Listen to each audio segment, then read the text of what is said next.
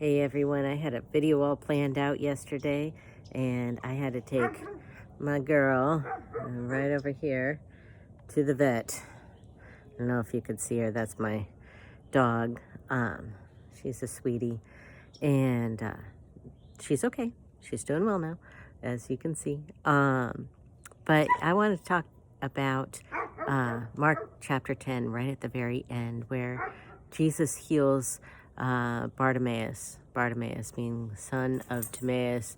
You know, there are some people who've really looked into that, and I encourage you to go search that out because that's a really interesting thing. But what Bartimaeus does is he calls out to Jesus, calling him Son of David, which is a very specific messianic term,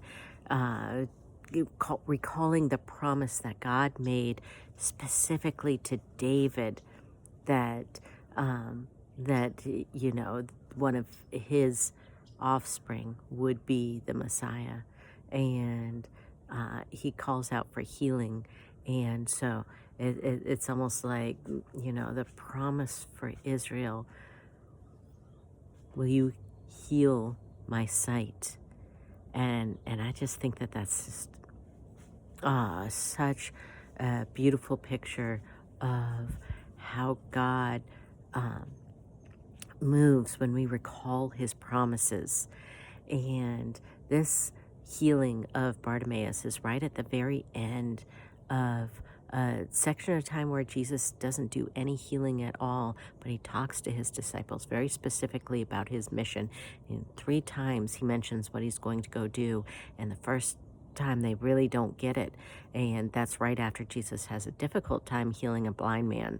I don't think that it was difficult because he didn't have the power. I think it was difficult because he was demonstrating their lack of sight. And the second time they're like, wow, this is weird. And the third time, you know, he's on his way to Jerusalem and they're like, this is crazy, you can't go there. And he goes through Jericho and he heals this blind man, Timaeus, and it's like it demonstrates how the eyes of the disciples are opening to the reality of what Jesus has come to do. Little bits.